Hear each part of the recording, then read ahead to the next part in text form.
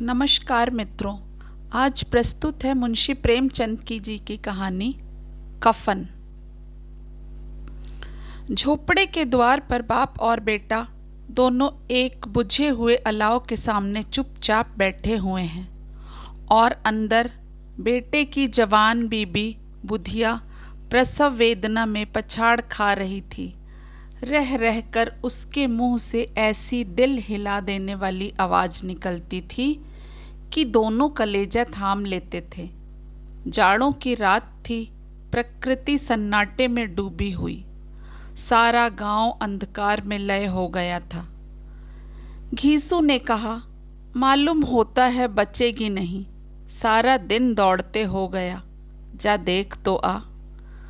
माधव चिढ़कर बोला, मरना ही तो है, जल्दी मर क्यों नहीं जाती, देख कर क्या करूं। तू बड़ा बेदर्द है बे, साल भर जिसके साथ सुख चैन से रहा उसी के साथ इतनी बेवफाई। तो मुझसे तो उसका तड़पना और हाथ पांव पटकना नहीं देखा जाता। चमारों का कुनबा था और सारे गांव में बदनाम। घीसू एक दिन काम करता तो 3 दिन आराम करता। माधव इतना कामचोर था कि आधे घंटे काम करता तो घंटे भर चिलम पीता, इसलिए उन्हें कहीं मजदूरी नहीं मिलती थी। घर में मुट्ठी भर भी अनाज मौजूद हो तो उनके लिए काम करने की कसम थी। जब 2-4 फांके हो जाते तो घीसू पेड़ पर चढ़कर लकड़ियां तोड़ लाता और माधव बाजार से बेच लाता, और जब तक वह पैसे रहते दोनों इधर उधर मारे मारे फिरते।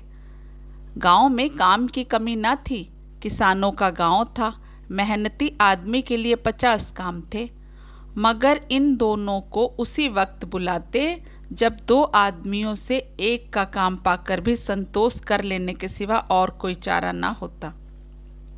अगर दोनों साधु होते तो उन्हें संतोष और धैर्य के लिए संयम और नियम की बिल्कुल जरूरत ना होती। यह तो इनकी प्रकृति थी। विचित्र जीवन था इनका। घर में मिट्टी के 2-4 बर्तन के सिवा कोई संपत्ति नहीं।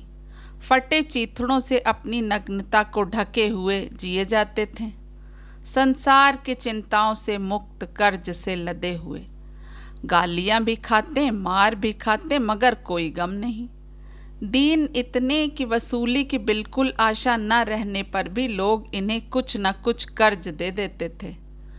मटर आलू की फसल में दूसरे के खेतों से मटर या आलू उखाड़ लाते और भून भान कर खा लेते, या 10-5 ऊख उखाड़ लाते और रात को चूसते।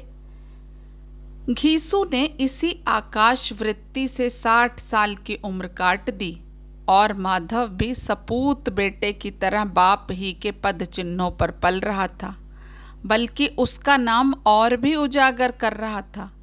इस वक्त भी दोनों अलाव के सामने बैठकर आलू भून रहे थे, जो कि किसी के खेत से खोद लाए थे। घीसू की स्त्री का तो बहुत दिन हुए देहांत हो गया था। माधव का ब्याह पिछले साल हुआ था। जब से यह औरत आई थी उसने इस खानदान में व्यवस्था की नींव डाली थी और इन दोनों बेगैरतों का दोजख भरती रहती थी। जब से वह आई यह दोनों और भी आराम तलब हो गए थे, बल्कि कुछ अकड़ने भी लगे थे। कोई कार्य करने को बुलाता तो निब्याज भाव से दुगनी मजदूरी मांगते। वही औरत आज प्रसव वेदना से मर रही थी और यह दोनों इसी इंतजार में थे कि वह मर जाएं तो आराम से सोएं। घीसू ने आलू निकालकर छीलते हुए कहा, जाकर देख तो क्या दशा है उसकी। चुड़ैल का फिसाद होगा और क्या, यहाँ तो ओझा भी 1 रुपया मांगता है। माधव को भय था कि वह कोठरी में गया तो घीसू आलुओं का बड़ा भाग साफ कर देगा। बोला, मुझे वहाँ जाते डर लगता है। डर? डर किस बात का है, मैं तो यहाँ हूँ ही। तो तुम ही जाकर देखो ना। मेरी औरत जब मरी थी तो मैं 3 दिन तक उसके पास से हिला तक नहीं था, और फिर मुझसे लजाएगी कि नहीं, जिसका कभी मुंह नहीं देखा, आज उसका उगड़ा हुआ बदन देखूं, उसे तन की सुध भी तो ना होगी। मुझे देख लेगी तो खुलकर हाथ पांव भी ना पटक सकेगी। मैं सोचता हूँ कि कोई बाल बच्चा हुआ तो क्या होगा। सोंठ गुड़ तेल कुछ भी तो नहीं है घर में। सब कुछ आ जाएगा भगवान दे तो। जो लोग अभी एक पैसा नहीं दे रहे हैं वे ही कल बुलाकर रुपया देंगे। मेरे 9 लड़के हुए, घर में कभी कुछ न था, मगर भगवान ने किसी न किसी तरह बेड़ा पार ही लगाया। जिस समाज में रात दिन मेहनत करने वालों की हालत उनकी हालत से कुछ बहुत अच्छी ना थी, और किसानों के मुकाबले में वे लोग जो किसानों की दुर्बलताओं से लाभ उठाना जानते थे वे कहीं ज़्यादा संपन्न थे, वहाँ इस तरह की मनोवृत्ति का पैदा हो जाना कोई अचरज की बात न थी। हम तो कहेंगे घीसू किसानों से कहीं ज़्यादा विचारवान था और किसानों के विचार शून्य समूह में शामिल होने के बदले बैठकबाजों की कुत्सित मंडली में जा मिला था। हाँ, उसमें यह शक्ति न थी कि बैठकबाजों के नियम और नीति का पालन करता, इसलिए जहाँ उसकी मंडली के और लोग गांव के सरगना और मुखिया बने हुए थे उस पर सारा गांव उंगली उठाता था। फिर भी उसे यह तस्कीन तो थी कि अगर वह फटे हाल है तो कम से कम उसे किसानों की सी जी तोड़ मेहनत तो नहीं करनी पड़ती, और उसकी सरलता और निरीहता से दूसरे लोग बेजा फायदा तो नहीं उठाते। दोनों आलू निकाल निकाल कर जलते जलते खाने लगे। कल से कुछ नहीं खाया था, इतना सब्र न था कि ठंडा हो जाने दें। कई बार दोनों की जबानें छिल गईं। छिल जाने पर भी आलू का बाहरी हिस्सा जबान, हलक और तालू को जला देता था, और उस अंगारे को मुंह में रखने से ज़्यादा खैरियत इसी में थी कि वह अंदर पहुंच जाए। वहाँ उसे ठंडा करने के लिए काफ़ी सामान था, इसलिए दोनों जल्द जल्द निगल जाते। हालांकि इस कोशिश में उनकी आंखों से आंसू निकल आते। घीसू को उस वक्त ठाकुर की बारात याद आई जिसमें 20 साल पहले वह गया था। उस दावत में उसे जो तृप्ति मिली थी वह उसके जीवन में एक याद रखने लायक बात थी, और आज भी उसकी याद ताज़ा थी। बोला, वह भोज नहीं भूलता। तब से फिर उस तरह का खाना और भरपेट नहीं मिला। लड़की वालों ने सबको भर पेट पूरियां खिलाई थीं, सबको, छोटे बड़े सबने पूरियां खाई, और असली घी की। चटनी, रायता, 3 तरह के सूखे साग, एक रसेदार तरकारी, दही, चटनी, मिठाई। अब क्या बताऊं कि उस भोज में क्या स्वाद मिला। कोई रोक टोक नहीं थी, जो चीज़ चाहो मांगो, जितना चाहो खाओ। लोगों ने ऐसा खाया कि किसी से पानी ना पिया गया। मगर परोसने वाले हैं कि पत्तल में गरम गरम गोल गोल सुबसित कचौड़ियाँ डाल देते हैं। मना करते हैं कि नहीं चाहिए, पत्तल पर हाथ रोके हुए हैं, मगर वह हैं कि दिए जाते हैं। और जब सबने मुंह धो लिया तो पान इलायची भी मिली। माधव ने इन पदार्थों का मन ही मन मजा लेते हुए कहा, अब हमें कोई ऐसा भोज नहीं खिलाता। अब कोई क्या खिलाएगा? वह जमाना दूसरा था। अब तो सबको किफ़ायत सूझती है। शादी ब्याह में मत खर्च करो, क्रियाक्रम में मत खर्च करो। पूछो, गरीबों का माल बटोर बटोर कर कहाँ रखोगे? बटोरने में तो कमी नहीं है, हाँ खर्च में किफ़ायत सूझती है। तुमने 20 पूरियाँ खाई होंगी। 20 से ज़्यादा खाई थी, मैं 50 खाता। 50 से कम मैंने न खाई होंगी। अच्छा पका था, तू तो मेरा आधा भी नहीं है।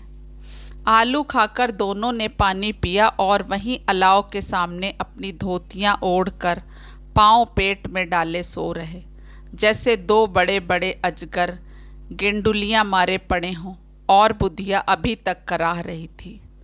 सवेरे माधव ने कोठरी में जाकर देखा तो उसकी स्त्री ठंडी हो गई थी। उसके मुख पर मक्खियां भिनक रही थीं। पथराई हुई आंखें ऊपर टंगी हुई थीं, सारी देह धूल से लथपथ हो रही थी। उसके पेट में बच्चा मर गया था। माधव भागा हुआ घीसू के पास आया। फिर दोनों जोर जोर से हाय हाय करके और छाती पीटने लगे। पड़ोस वालों ने यह रोना धोना सुना तो दौड़े हुए आए और पुरानी मर्यादा के अनुसार इन अभागों को समझाने लगे, मगर ज़्यादा रोने पीटने का अवसर न था। कफन की और लकड़ी की फिक्र करनी थी। घर में तो पैसा इस तरह गायब था जैसे चील के घोंसले में मांस। बाप बेटे रोते हुए जमींदार के पास गए। वह इन दोनों की सूरत से नफरत करते थे।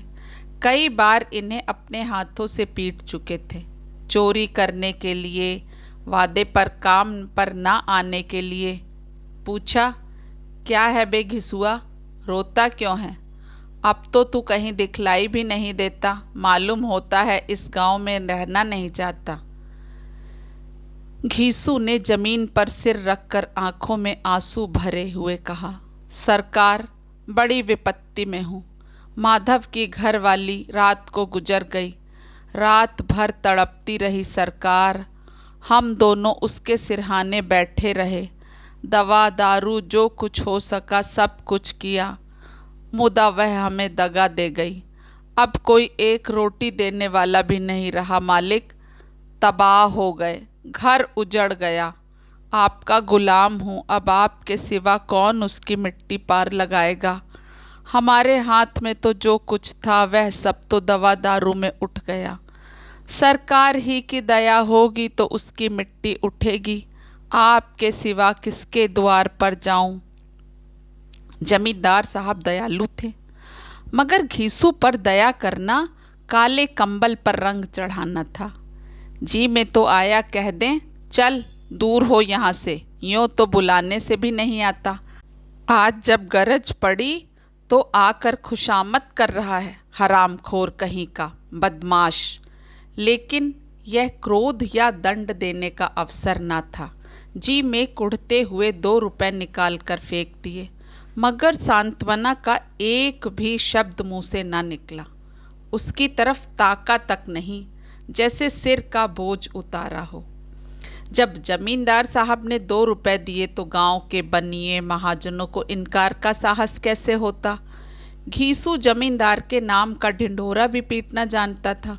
किसी ने 2 आने दिए, किसी ने 4 आने। 1 घंटे में घीसू के पास 5 रुपए की अच्छी रकम जमा हो गई। कहीं से अनाज मिल गया, कहीं से लकड़ी। और दोपहर को घीसू और माधव बाजार से कफन लाने चले। इधर लोग बांस वांस काटने लगे। गांव की नर्म दिल स्त्रियां आ आकर लाश देखती थीं और उसकी बेकसी पर 2 बूंद आंसू गिराकर चली जाती थीं। बाजार में पहुंचकर घीसू बोला, लकड़ी तो उसे जलाने भर को मिल गई है, क्यों माधव? माधव बोला, हाँ लकड़ी तो बहुत है, अब कफन चाहिए। तो चलो कोई हल्का सा कफन ले लें। हाँ और क्या, लाश उठते उठते रात हो जाएगी, रात को कफन कौन देखता है।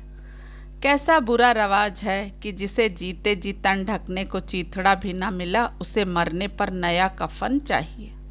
कफन लाश के साथ जल ही तो जाता है, और क्या रखा रहता है। यही 5 रुपए पहले मिलते तो कुछ दवा दारू कर लेते। दोनों एक दूसरे के मन की बात ताड़ रहे थे। बाजार में इधर उधर घूमते रहे। कभी इस बजाज की दुकान पर गए, कभी उस बजाज की दुकान पर। तरह तरह के कपड़े रेशमी और सूती देखे, मगर कुछ जंचा नहीं। यहाँ तक कि शाम हो गई, जब दोनों ना जाने किस प्रेरणा से एक मधुशाला के सामने जा पहुँचे और जैसे किसी पूर्व निश्चित व्यवस्था कैसे अंदर चले गए। वहाँ जरा देर तक दोनों असमंजस में खड़े रहे। फिर घीसू ने गद्दी के सामने जाकर कहा, साहू जी 1 बोतल हमें भी देना। उसके बाद कुछ चिखौना आया, तली हुई मछली आई और दोनों बरामदे में बैठकर शांतिपूर्वक पीने लगे। कई कुज्जियाँ ताबड़तोड़ पीने के बाद दोनों सरूर में आ गए। घीसू बोला, कफन लगाने से क्या मिलता है, आखिर जल ही तो जाता है, कुछ बहू के साथ तो न जाता। माधव आसमान की तरफ देखकर बोला, मानो देवताओं को अपनी निष्पापता का साक्षी बना रहा हो।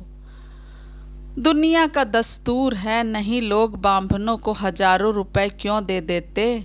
कौन देखता है परलोक में मिलता है या नहीं। बड़े आदमियों के पास है, फूकें, हमारे पास फूकने को कहाँ धन है। लेकिन लोगों को जवाब क्या दोगे, लोग पूछेंगे नहीं कफन कहाँ है। घीसू हंसा, अबे कह देंगे कि रुपए कमर से खिसक गए, बहुत ढूंढा मिले नहीं। लोगों को विश्वास ना आएगा, लेकिन फिर वही रुपए देंगे। माधव भी हंसा। इस अनपेक्षित सौभाग्य पर बोला, बड़ी अच्छी थी बेचारी, मरी तो खूब खिला पिलाकर। आधी बोतल से ज़्यादा उड़ गई। घीसू ने 2 सेर पूड़ियाँ मंगाई, चटनी, अचार, कलेजियाँ। शराब खाने के सामने ही दुकान थी। माधव लपक कर 2 पत्तलों में सारे सामान ले आया। पूरा 1.5 रुपए खर्च हो गया, सिर्फ थोड़े से पैसे बच रहे। दोनों इस वक्त इस शान से बैठे पूड़ियाँ खा रहे थे जैसे जंगल में कोई शेर अपना शिकार उड़ा रहा हो। न जवाबदेही का खौफ था, न बदनामी की फिक्र। इन सब भावनाओं को उन्होंने बहुत पहले ही जीत लिया था। घीसू दार्शनिक भाव से बोला, हमारी आत्मा प्रसन्न हो रही है तो क्या उसे पुण्य ना होगा। माधव ने श्रद्धा से सर झुकाकर तस्दीक की, जरूर से जरूर होगा। भगवान तुम अंतर्यामी हो, उसे बैकुंठ ले जाना। हम दोनों हृदय से आशीर्वाद दे रहे हैं। आज जो भोजन मिला वह कभी उम्र भर ना मिला था। एक क्षण के बाद माधव के मन में शंका जागी। बोला, क्यों दादा, हम लोग भी एक ना एक दिन वहाँ जाएंगे ही। घीसू ने इस भोले भाले सवाल का कुछ उत्तर ना दिया। वह परलोक की बातें सोचकर इस आनंद में बाधा ना डालना चाहता था। जो वहाँ हम लोगों से पूछा कि तुमने हमें कफन क्यों नहीं दिया तो क्या कहोगे। कहेंगे तुम्हारा सिर। पूछेगी तो जरूर, तू कैसे जानता है कि उसे कफन ना मिलेगा। तू मुझे ऐसा गधा समझता है। 60 साल क्या दुनिया में घास खोदता रहा हूँ।